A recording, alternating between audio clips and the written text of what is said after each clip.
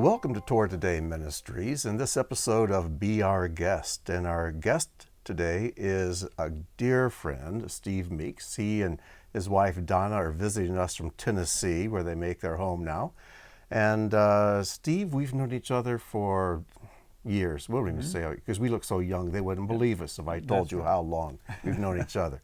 But Steve is a counselor and a retired pastor and missionary. And one of the things that Steve is just a master at, and his passion, and it's become my passion as well, is for the boys in the world today, in today's culture. Boys want to become men, and they don't know how. And somehow the ability of fathers to help their boys become good, strong, mature, godly men has kind of been lost. And in most cultures, there is some type of rite of passage from boyhood to manhood. I mean, in Judaism, I'm familiar with the bar mitzvah. And I know in the American Indians, there would be things that they would do in the culture to help the boys become men. When I was a kid, it might be getting your first hunting rifle or something and going out with dad to on your first hunt. But there's something that's been lost. And so your adventure in this kind of began with your time in East Africa, in Kenya. And you took the lessons there, took scriptural principles and applied it to your 4 grown sons. They weren't grown at the time, but they're grown now, and the fruit of this is obvious in the lives of your family. So tell us about how you came to this realization about this rite of passage from boyhood to manhood, and how you developed the materials that you've written. Yeah, good. I'd love to. It started for me in when I was in Kenya. My oldest at that time was 11, almost 12. And I knew he was moving to the point of teen years, and I really wanted us to have a good relationship entering those years. And I also wanted to guide him towards becoming a believer in the Lord, and also just a good man.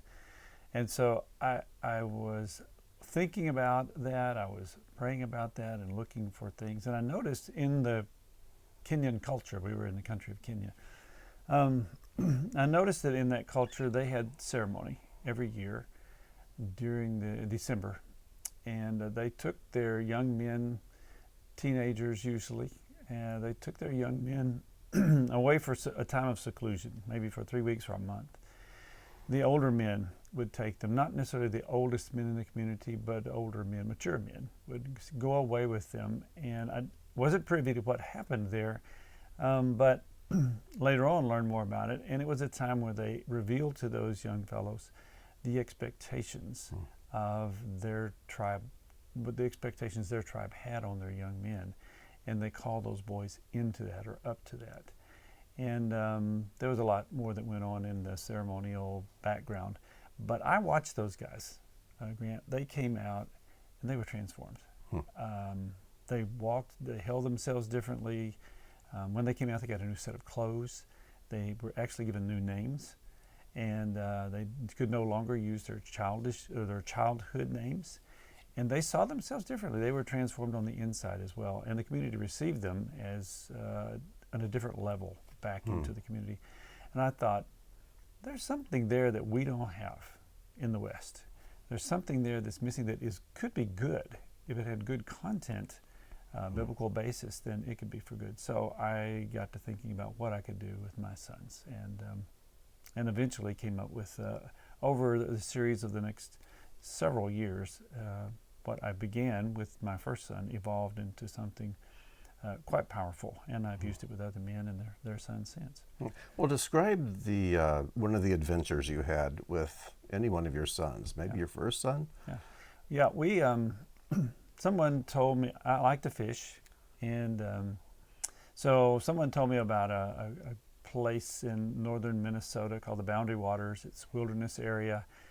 You canoe in there. There's not a lot of motorized craft in that area, so you can go in, sort of be in the wilderness, and great fishing and quiet and that kind of thing. And I thought, I think that sounds like a good idea. I think that Daniel, my oldest, I thought he would like that. I would like that. Let's try. Even though I'm not much of a for boating, very novice. In fact, it's a wonder we lived through that. There were some tipsy moments there where we did survive. But I took him up there and had really one goal for the trip. Well, besides just a good father-son time away, but I wanted to ask for him to make a commitment about being sexually self-controlled, to be chaste. And that was really my primary thought or goal behind the trip. And we got that, but I learned so many more things happened that I didn't expect. And when we came home, what I saw was the next boy behind him, who was 2 years later behind him, heard the stories, saw what had happened, and he was, "Can I go? When do I go? Will you take me?" So then it became a tradition with each of my sons at 13 would go on the same trip to the same places. We had the same conversations. It grew over the years, and what we talked about developed more and more, and it got better. And then, and I saw that it really bonded my sons and I in a very, very, very good way. It made our communication better. We could talk about deeper things, more important things. They were free. I could tell they were more free to bring me their problems or questions, and so we could go deeply. It launched their faith another level, and then they came out men. They came out seeing themselves as men, and they knew what a man was. We defined what a man is in very simple terms, and they came out being that, even though they were still 13 years old, still kind of gangly, squeaky voices, but inside something shifted. Well, briefly explain what the difference is between a boy and a man, because a lot of men look like men, they're the age of a man, but they're not men yet. Right. We just had a conversation with a friend where you were describing the difference. So tell us what the difference is between a man and a boy. Yeah, I tell people there are a lot of males who are 50 grown males, and they're boys. Yes. And there are a few who are 13 or 15 and they're men. And the difference, though, at least we summarize it this way, we say boys are takers, men are givers. Men think of others, they die to self, is the way Yeshua would have said it. Yes. They die to themselves. So when a person dies to themselves, they've reached a certain level of maturity. Right. And so boys are take, me, I. It's all about themselves. So we call that, in our time with my sons, we call that childishness. And there's a time to put away childishness, not childhood. My boys were 13, they still enjoyed running and laughing and throwing balls and all of that. That's childhood, that's good. But childishness, selfishness, self-centeredness, that needs to go. Now, somebody might hear you describe what a man is, and they think, well, I don't want to be a giver. I'd rather be a taker. What's the attraction about being a man by being a giver? What is the joy, the reward that comes with being a man? It does something to you down deep. You're wired that way. You sense that I am in the right place, that I am being what I was intended to be. I don't need to search for it. I am content in doing these things. In fact, I am filled up when I give. I am filled up when I think of others. I realize some expectation divinely placed within me when I am a giver. And when I'm a taker, I miss that. I lose it, in fact. Yeah. Well, I read a lot, and I know the books that were written in my parents' generation and earlier. The message to the boys in these books was always, do your duty. Do your duty. Do what you accomplish the responsibilities you've been given. And these young men were the heroes of the books. But that's not the message we hear in the culture today. They don't even realize they have a duty. Right. It's claim your rights. Grab the day, do what you want, get what's yours, follow your heart. And but what kind of culture do we have today among men? It's sad. In fact, I think that there's even a stronger pushback against manhood in that it's embarrassing to be a man. In fact, if you raise your voice, if you stand strong, if you move into that even if you try to serve or help, that's disdained. You're stepping out of line. You need to quiet that down. It's you toxic need to stop masculinity. And that is so false. That is so false. There is a toxic kind of masculinity, but it's not that. Actually, toxic masculinity is the one that refuses to be a man, that wants to stay a boy, or that calms down the man. The true giving nature that Yeshua intends for us to have. A true man is Adam the second, not Adam the first. It is Yeshua. It is being like him. True. That's the true manhood. So true. Well, what if there are some men who are listening to this are thinking, I would like to do that with my son? How can they go about doing this and reproducing what you've done with your 4 sons? Okay. Yeah, great. Well, my sons asked me 10 years ago, he said, Dad, this was so good. We're going to do this with our boys. You need to tell other dads about this. You need to write it down. And so I thought, okay, maybe I can do that. So I started writing, and I assumed it would be about a 30-page little typed-up PDF. And as I went into it, I was like, wow, there's a lot more to explain here and a lot more to share. And so over the years, we've developed a written document, a book, that explains what this is and how it works, and even now a supplement to that helps a dad put together his own rite of passage for his son, or for a man who's mentoring a boy, a grandfather who's taking his grandson maybe. And so our book is called Save the Boys. And this is the point in the video where I should be holding it up in front of the camera. And about 30 minutes ago, I gave away my copy to a gentleman who was over here talking with us.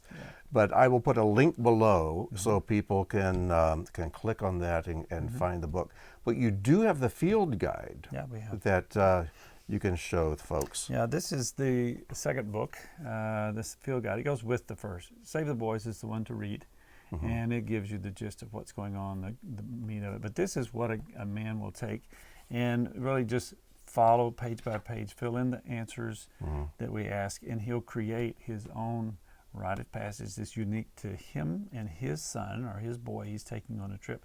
And then he just takes what he's written with him, and they go out and do it. And it's no guesswork. It's all right here, but it's unique to them, and it works. So there's 2 books. The first one is Save the Boys, which everybody in the country should read, and I've told you before, Steve, you are an excellent writer. This is not your first book. You've written several, and they are really a joy to read.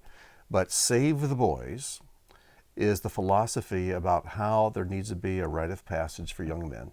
And this is written from a biblical perspective, and to help fathers and all adults, grandfathers, grandmothers, and moms, to help boys grow up to be men.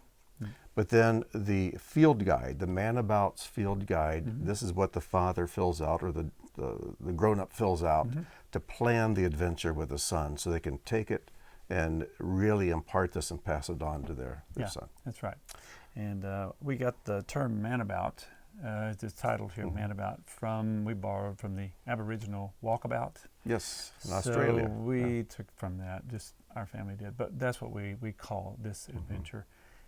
And the unique thing about this, Grant, that I like for things to be unique to me and my family. I don't mind the cookie cutter sometimes, but I kind of like to take the mold and then embellish it or make it personal. And this allows a dad to do that. He doesn't have to guess. In fact, he can follow word for word what we've got here. Or he can take this as a sample and then come up with his own adventure for his own son, his own conversations. And it's more than a camp out. It's not just a hike. It's not a fishing trip. It's so much more than that. But it uses that backdrop to produce this relationship with the son. The benefits, we've realized, one, it helps fathers deal with their own wounds and to help with any father wound they've created in their son. Help get over that. It bridges the gap of communication so that they launch their ability to really talk to one another or deepen it. It helps a father get his son's attention. A lot of dads find that they can't get their boys' attention. The boys are on the screens all the time or just preoccupied with activities. So how do I get his attention? How do I win his heart? Meaning, how do I get my son to want for himself the things that I want for him? Right. So how do I win his heart? And then beyond that, when he comes back to the community, how do I make the wet cement hard? How do I ensure that what we've discussed and committed to on this trip will be part of his life when he walks away from me, when he goes to the neighbor's yard for a few hours, or when he leaves home to go to college, or when he's on his own with his own family? How do I know these values will stay? And so we address that as well. Right. Now, you've led several fathers and other men in training and how to do this with their sons and taking them out. And could you share a success story or two of how you've helped other dads do this? Sure, yeah. I have like a 36-hour retreat with just the dads. Friday night, we go through Saturday, and then Sunday we're back home in the afternoon, early afternoon. And I introduce them experientially to these things. Say, let's give little samples of this to the dads, and they do. And almost the big surprise to me on that, Grant, was that the dads were so affected themselves. Their wounds, their experiences, they were just deeply benefited, and it was an effect that was positive. It was a deep benefit to them. And then they thought, I've got to do this with my son. I want this for my guy. And I've seen men who've gone, actually had their sons old enough that they were ready to take them out, and they put together a trip, and they took their sons out. And when they came back, I talked to them. Most of the dads on the way out are pretty nervous. One called me, a very successful guy, very successful in business, and everything he does is, seems to be a success. And he called me the day before they were going to leave. He said, "Steve," I said, "Yeah." He said, "I'm afraid I'm going to blow it." I said, "You won't blow it. Well, the effort is what counts. You're giving it your effort. That's a success. Your son's going to appreciate the fact that you valued him enough to do this. So you'll be okay." He came back afterwards, and so I gave him a couple of days, and then I called. I said, "Okay, how'd it go?" He said, "It was amazing. It was amazing. It was great." And then he went on, and it's just pouring out the excitement he had with his son. And I talked to his son later, and Grant, he was 14, but so mature, so articulate, so assured in a very humble and good way about his own direction, about who he was and what he was after in life. It was fantastic. And that's not just one incident. That's just this example of what I'm seeing all the time. That's wonderful. Now, I hadn't planned this, and you know me, I'm always throwing curves, but I'm thinking there might be somebody out there who's thinking, well, I'm not even married, I don't have kids, I don't have any sons, but I need to work on me. And I was thinking of the discipleship manual that you created years ago when you were pastoring a church called D60. And then when you came and served shoulder to shoulder with me at Beth DeCoon, I said, why don't we create a messianic version of this? So there's two versions of this out there. There's the D60, which is what do we call it, just the Christian version. D60, there's the messianic version. I'd like you to tell folks a little bit about what that is and how it works, because I see the fruit of that personally with friends of mine and colleagues who've gone through that and the changes it's made in their lives. Well, I lived in East Africa for those 10 years we were there, and we were involved in making disciples. And people needed tools, they needed skills, they needed to be able to mature in the Lord on their own without me being there all the time, without a pastor being there week by week. They needed more personal change and transformation. And so I learned some things that actually worked. And it turned out to be, they worked very well for me and for others. And when I now live in Appalachia. When I was there, I started using them there. And I realized I'm onto something here. The Lord has shown us something good. So they're basically ancient spiritual disciplines. We call them habits. And the book is very simple. It's a way over 60 days. It's called D60, so Discipleship for 60 days.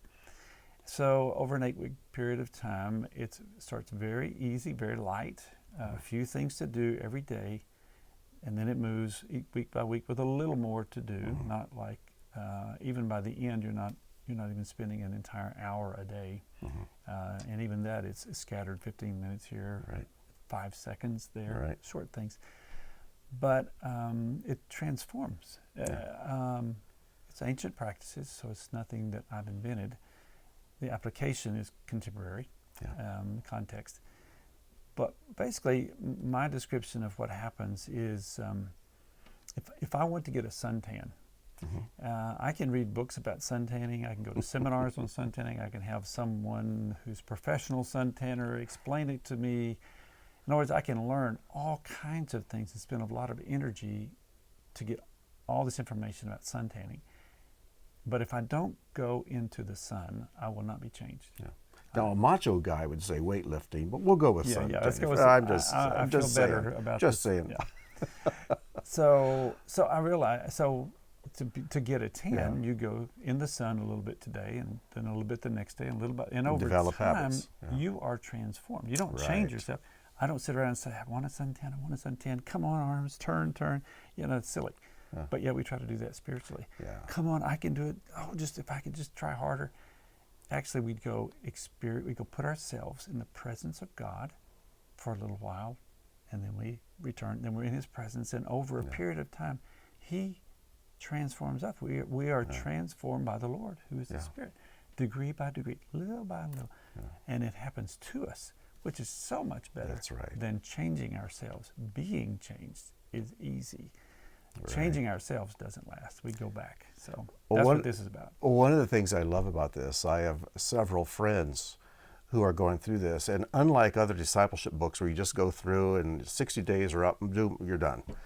The way you have this structured is that you have to accomplish the goals for 1 week before you're allowed to go into the second week. Right.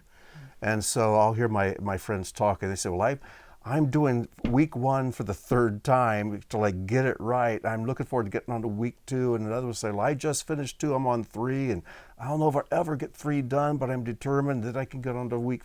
And I love hearing them talk about this, because it's a matter of accomplishing something. Then once you do, you graduate onto the next section. And so it's not just stuff going in your head, like you said, just like studying a book on suntanning.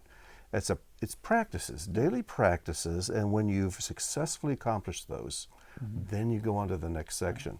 And I see the fruit of that. I see the tangible fruit of that in people's lives. So it's great material, and I want our listeners to know about it too. And there'll be links to it, and how about a website? I know you've got a website for your man-bouts and for the man-bouts. You can people can go to either savetheboys.us.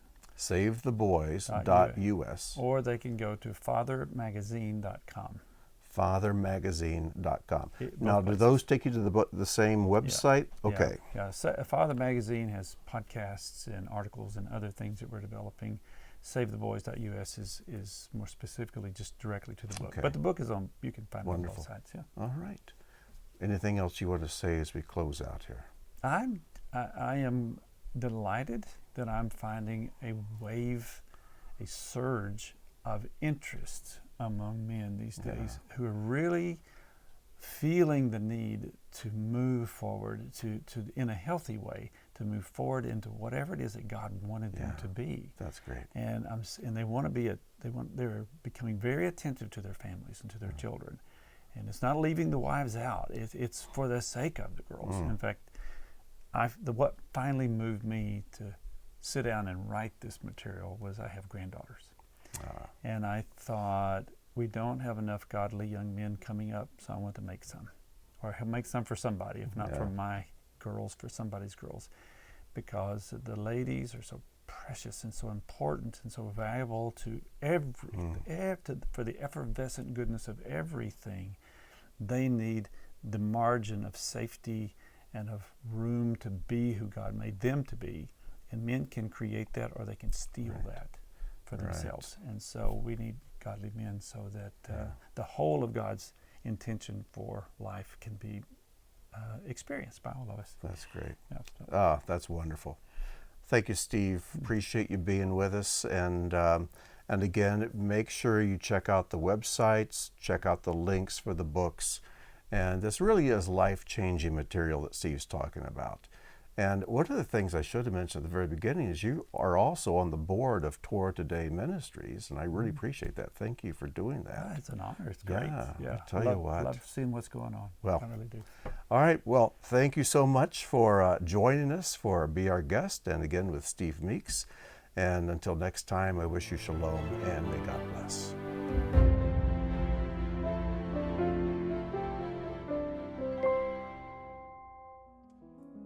Thank you for joining us for today's teaching. If the work of Torah Today Ministries has touched your life, please consider making a donation or sponsoring an upcoming video. As a video sponsor, you'll have an exclusive opportunity to memorialize a family member, celebrate a special event, or simply support the ongoing creation of similar content. Your tax-deductible contribution helps ensure that our teachings continue to reach all who are longing for truth. Click the link or visit our website to learn more.